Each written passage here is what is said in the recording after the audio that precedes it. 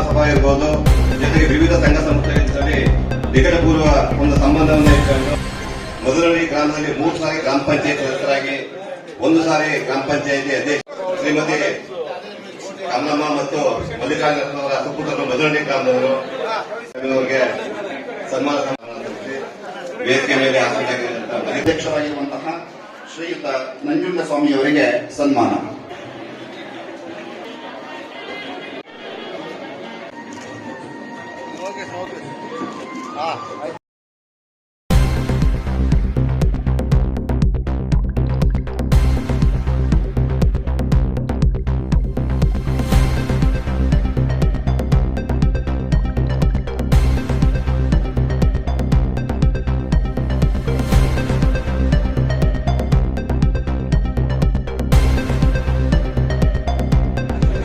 ಸನ್ಮಾನ ಮಾಡಲಿಕ್ಕೆ ಆಗಮಿಸಿರುವಂತವರು ಒಬ್ಬರದಾದ ನಂತರ ಮತ್ತೊಬ್ಬರು ಸನ್ಮಾನ ನೆರವೇರಿಸಿಕೊಡಬೇಕು ಅಂತ ಕೇಳ್ಕೊಳ್ತೇನೆ.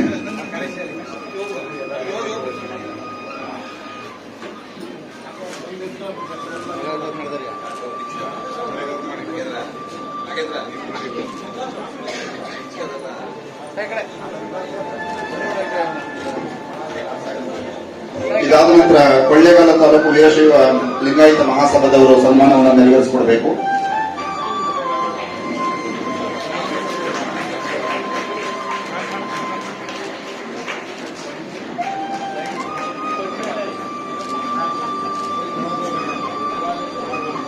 ಕಾರ್ಪೊರೇಷನ್ನಿಂದ ದಿವಾನ್ ರಂಗಾಚಾರ್ಯ ಪ್ರಶಸ್ತಿ, ರೋಟರಿ ಉತ್ತರ ಮತ್ತು ಮೈಸೂರು ಜಿಲ್ಲಾ ಸುಗಮ ಸಂಗೀತ ಪರಿಷತ್ನಿಂದ ರಾಜ್ಯೋತ್ಸವ ಪ್ರಶಸ್ತಿ, ಅಂತಾರಾಷ್ಟ್ರೀಯ ಬೇಂದ್ರೆ, ರಾಜರತ್ನಂ, ಅಡಿಗ, ಜಿಎಸ್ ಯುರುದ್ರಪ್ಪ, ಕೆಎಸ್ ನರಸಿಂಹಸ್ವಾಮಿ, ಕೆ ಕೈಕಾರ್ಯ ಅವರದು. ಗಾಯನ ಲೋಕದ ದಿಗ್ಗಜರಾದ ಕಾಳಿಂಗರಾಯರು ಮತ್ತು ಪಿಬಿ ಶ್ರೀನಿವಾಸ್ ರವರ ಗೀತೆಗಳ ಅನುಸರಣೆ ಎಲ್ಲಿ ಹುಟ್ಟಿ ಬೆಳೆದ ಮಲ್ಲಣ್ಣನವರು ಸಂಗೀತ ರಕ್ತಗತವಾಗಿ ಬಂದು ತಗೊಂಡ್ರೆ ಕಷ್ಟ ಅನ್ನೋ ದಿನಗಳಲ್ಲಿ ಎಲ್ಲರೂ ಪಾಸ್ ಆಗಿ ಹೋಗ್ತಿದ್ರು.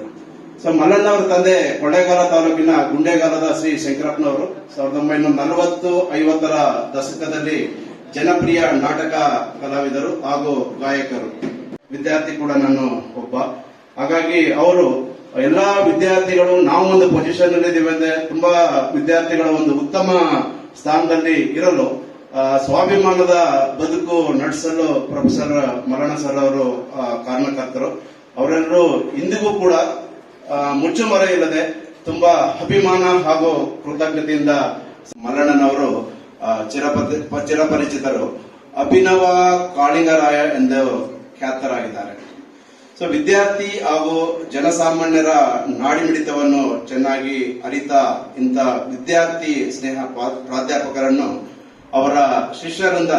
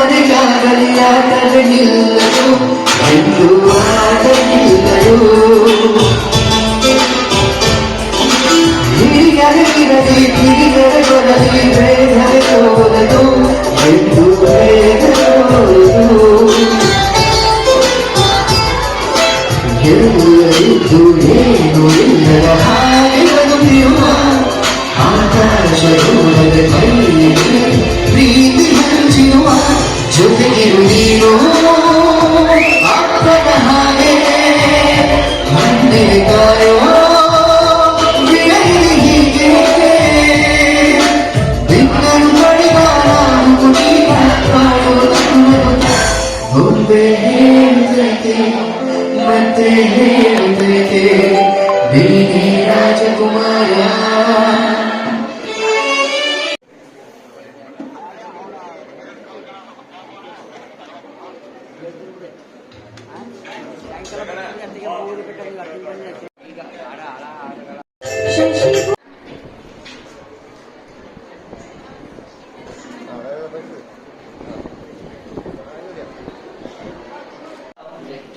ನಾನೊಂದ್ 2-3 ಕಡೆ ಅವರ ಹಾಡುಗಳನ್ನ ಕೇಳಿದ್ದೆ. ಅವರು ಇದನ್ನ ಯಾವಾಗ್ಲೂ ಅವರಿಗೆ ಸನ್ಮಾನಗಳು ನಡಿಬೇಕಾಗಿತ್ತು. ನಾವೆಲ್ಲ ಪ್ರಯತ್ನ ಪಟ್ವಿ, ಆದ್ರೆ ಗುರುತಿಸ್ಲಿಕ್ಕಾಗಿ ಯಾವಾಗ ಗುರುತಿಸಿ ಕೊಡ್ಬೇಕು ಅನ್ನೋದಿರುತ್ತೆ ಆವಾಗ್ಲೇ ಆಗೋದು. ಮಲ್ಲಣ್ಣವ್ರಿಗೆ ಯಾವತ್ತೂ ಆಗ್ಬೇಕಾಗಿದ್ದಂಥದ್ದು. ನಾವು ಶಾಸಕರಾಗಿದ್ದಾಗಲೇ ನಾವೆಲ್ಲ ಪ್ರಯತ್ನ ಪಟ್ವಿ, ಅದನ್ನೆಲ್ಲ ಆಗ್ಲಿಲ್ಲ. ಬೇರೆ ಬೇರೆಯವರಿದ್ರು, ಆದ್ರೂ ಸಹ ತಡವಾಗಿ ಆದ್ರೂ ಅವ್ರನ್ನ ಗುರುತಿಸಿರೋದು ನಮ್ಮ ಕರ್ನಾಟಕ ಸರ್ಕಾರ ಬಹಳ ಸಂತೋಷದ ವಿಷಯ. ಅಂತ ಒಂದು ವ್ಯಕ್ತಿ, ಒಬ್ಬ ಕಲಾಕಾರರು ನಮ್ಮಲ್ಲಿದ್ದಾರೆ ಅನ್ನೋದೇ ನಮಗೊಂದು ದೊಡ್ಡ ಹೆಮ್ಮೆ. ಆ ಕುಟುಂಬವೇ ವಿದ್ಯಾವಂತ ಕುಟುಂಬ. ಹಾಗೆ ಅವರ ಶ್ರೀಮತಿಯು ಸಹ ಬಹಳ ಒಂದು ಸಾರ್ವಜನಿಕ ಸೇವೆ ಮಾಡುವಂತವ್ರು. ಮಲ್ಲಣ್ಣವರ ಒಂದು ಕಾರ್ಯಕ್ರಮಕ್ಕೆ ಮಾನ್ಯ ಕೃಷ್ಣಮೂರ್ತಿ ಅವರು ಬಂದು ಹೋಗಿದಾರಂತೆ. ಹಾಗೆ ಮಲ್ಲಣ್ಣವರು ಅಂದರೆ ಎಲ್ರಿಗೂ ಗೊತ್ತು ಇಡೀ ಜಿಲ್ಲೆಗೆ. ಹಾಗೆ ಅವ್ರನ್ನ ಇವತ್ತು ಸನ್ಮಾನ ಮಾಡ್ತಾ ಇರೋದು ನಿಜವಾಗ್ಲೂ ಹೆಮ್ಮೆಯ ವಿಷಯ ಅಂತ ಹೇಳ್ತಾ, ಈಗ ಭಾಷಣ ಮಾಡೋ ಸಮಯ ಅಲ್ಲ, ಇವಾಗ ಅವರ ಸಂಗೀತವನ್ನ ಕೇಳುವಂತ ಸಮಯ ಆದ್ರಿಂದ ನನ್ನ ಮಾತುಗಳನ್ನ ಈಚೆಗೆ ನಿಲ್ಲಿಸ್ತೀನಿ.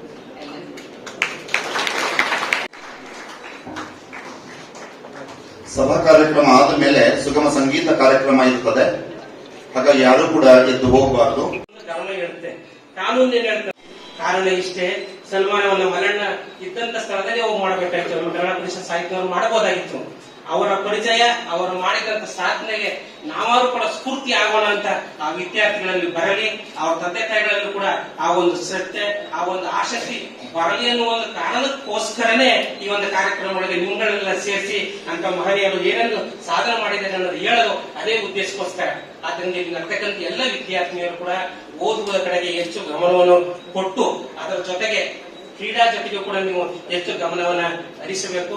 ಆದ್ದರಿಂದ ಪ್ರತಿಯೊಬ್ಬರು ಕೂಡ ಸಂಸ್ಕಾರಯುತರಾಗಿರ್ಬೇಕು. ನಿಮ್ಮ ತಂದೆ ತಾಯಿಗಳು ಕಷ್ಟಪಟ್ಟು ಇದೆಲ್ಲ ನೋಡಿರ್ಬೋದು. ಅದೇ ಕಡೆ ಹೇಳ್ತಿರ್ತಾರೆ, ತಂದೆ 100 ರೂಪಾಯಿ ಚಪ್ಪಲ್ ತಕೊಂಡ್ರು ಮಗಳ 1000 ರೂಪಾಯಿ ಚಪ್ಪಲ್ ತಕೊಡ್ತಾರೆ ಅಂತ. ಆ ಕಿತ್ತೋಗಿದ್ರು ಕೂಡ ಪಿನ್ ಹಾಕಿರ್ತಾರೆ ಆ ಚಪ್ಪಲ್ಗೆ.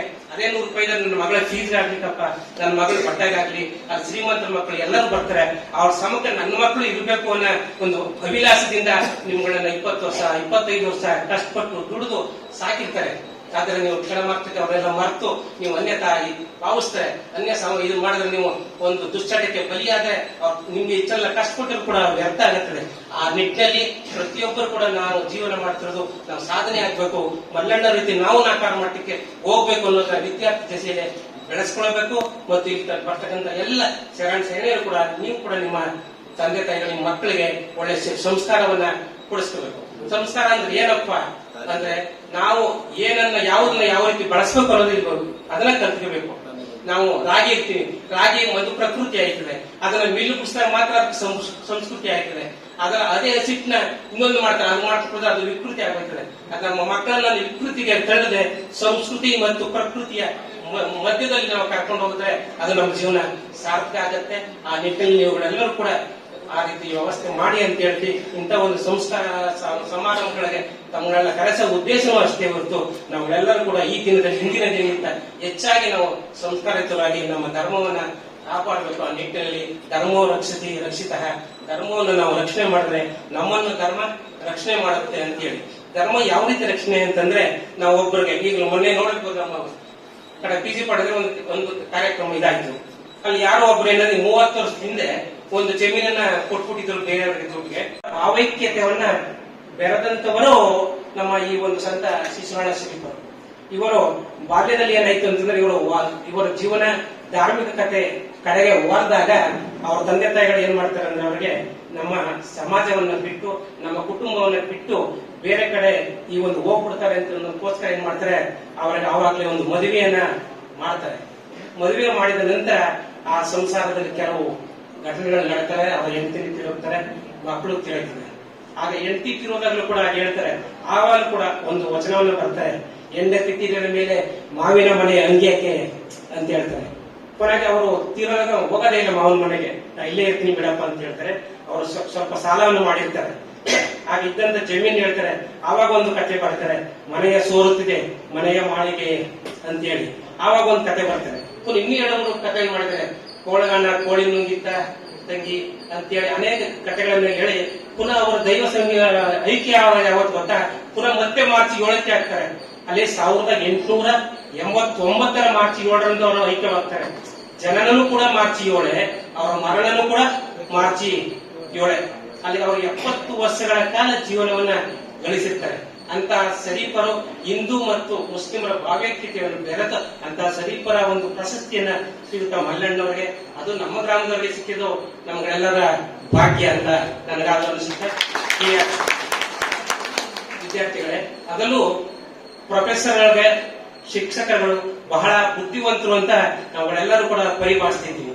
ಕಾರಣ ಏನಪ್ಪಾ ಅಂತಂದ್ರೆ, ಮೊನ್ನೆ ನೀವು ನೋಡಿರ್ಬೋದು, ಒಂದು ವಾಟ್ಸ್ಆಪ್ ಎಲ್ಲ ಬಂದಿತ್ತು. ತಗೊಳ್ಳಲು ಕೆಲವರು ವಿದ್ಯಾರ್ಥಿ ನಿರೋಧನ ನೋಡಿರ್ತಾರೆ ಏನೋ ಗೊತ್ತಿಲ್ಲ. GS ಶಿವರುದ್ರಪ್ಪನವರ ಒಬ್ಬರು ಮೊಮ್ಮಗಳು ಡಾಕ್ಟರ್ S ಅನನ್ಯ ಅಂತ ಹೆಸರು.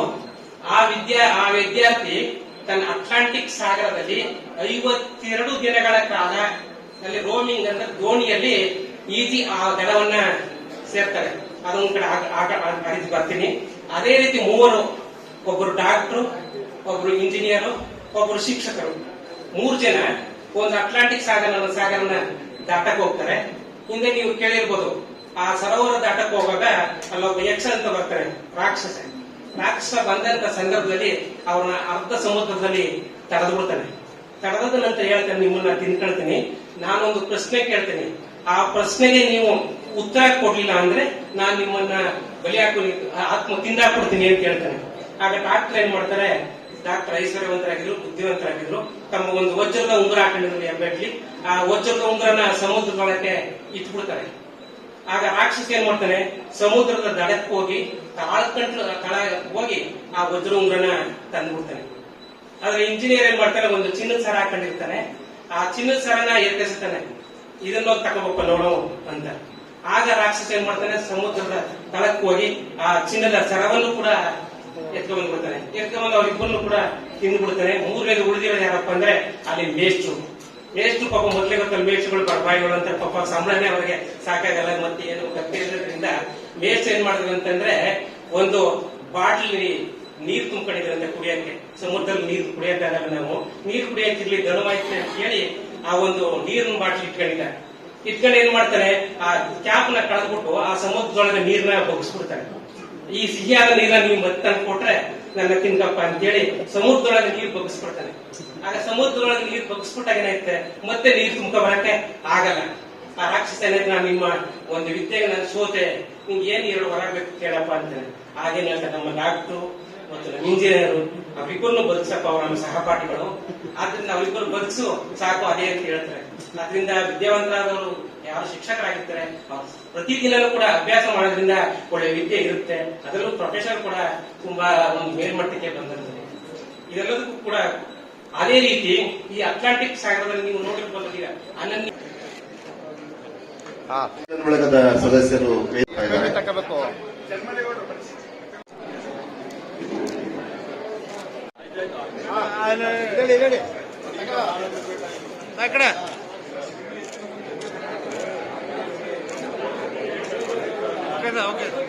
ಕೊಳ್ಳೇಗಾಲ ನಿರ್ದೇಶಕರಾಗಿ, KMF ನ ನಿರ್ದೇಶಕರಾಗಿ, ಇದೀಗ ಚಾಮುಲ್ನ ನೂತನ ಅಧ್ಯಕ್ಷರಾಗಿ ಆಯ್ಕೆಯಾಗಿದ್ದಾರೆ. ಅವರು ಅಖಿಲ ಭಾರತ ವೀರಶೈವ ಲಿಂಗಾಯತ ಮಹಾಸಭಾ ಇರಬಹುದು, ಜೊತೆಗೆ ವಿವಿಧ ಸಂಘ ಸಂಸ್ಥೆಗಳಲ್ಲಿ ನಿಕಟಪೂರ್ವ ಒಂದು ಸಂಬಂಧವನ್ನ ಇಟ್ಕೊಂಡು ಮಧುರಳ್ಳಿ ಗ್ರಾಮದಲ್ಲಿ 3 ಸಾರಿ ಗ್ರಾಮ ಪಂಚಾಯತ್ ಸದಸ್ಯರಾಗಿ, 1 ಸಾರಿ ಗ್ರಾಮ ಪಂಚಾಯತಿ ಅಧ್ಯಕ್ಷ ಶ್ರೀಮತಿ ಕಮಲಮ್ಮ ಮತ್ತು ಮಲ್ಲಿಕಾರ್ಜುನವರ ಸುಪುತ್ರರು ಮಧುರಳ್ಳಿ ಗ್ರಾಮದವರು ಅವರಿಗೆ ಸನ್ಮಾನ ವೇದಿಕೆ ಮೇಲೆ ತಾಲೂಕು ಅಖಿಲ ಭಾರತ ವೀರಶೈವ ಲಿಂಗಾಯತರ ಮಹಾಸಭಾ ವತಿಯಿಂದ ಚಾಮುಲ್ ಅಧ್ಯಕ್ಷರಾಗಿರುವಂತಹ ಶ್ರೀಯುತ ನಂಜುಂಡಸ್ವಾಮಿಯವರಿಗೆ ಸನ್ಮಾನ. ನಂಜುಂಡಸ್ವಾಮಿಯವರ ಬಗ್ಗೆ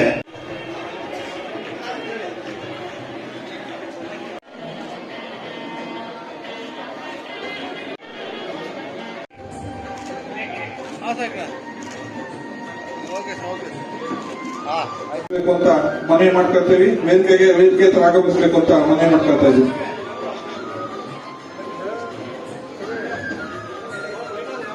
ಅನೂರು ಭಾಗದ ವೀರಶೈವ ಲಿಂಗಾಯತ ಸಮಾಜದ ಮುಖಂಡರಿದ್ದರೆ ದಯವಿಟ್ಟು ಈ ವೇದಿಕೆ ಹತ್ರ ಬರಬೇಕು ಅಂತ ಮನವಿ ಮಾಡ್ಕೊಳ್ತಾ ಇದ್ದೀವಿ.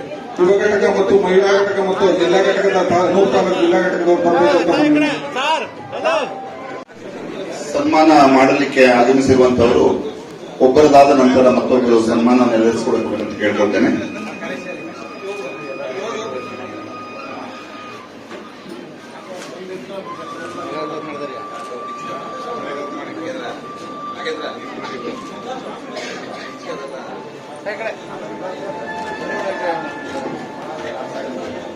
ಇದಾದ ನಂತರ ಕೊಳ್ಳೇಗಾಲ ತಾಲೂಕು ವೀರಶೈವ ಲಿಂಗಾಯತ ಮಹಾಸಭಾದವರು ಸನ್ಮಾನವನ್ನು ನೆರವೇರಿಸಿಕೊಡಬೇಕು.